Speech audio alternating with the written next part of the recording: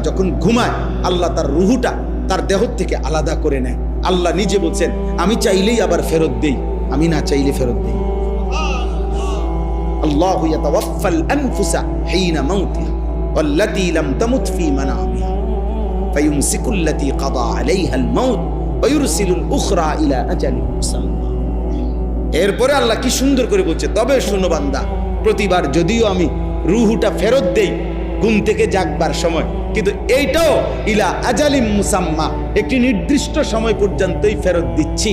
এই ফেরত দিলেও তুমি ধোঁকা খাইও না যে কোনোদিন আটকাবো না, না সত্যি সত্যি একদিন রুহুটা একবার নেব আজরাইল দিয়া, আর কোনোদিন ফেরত দেব।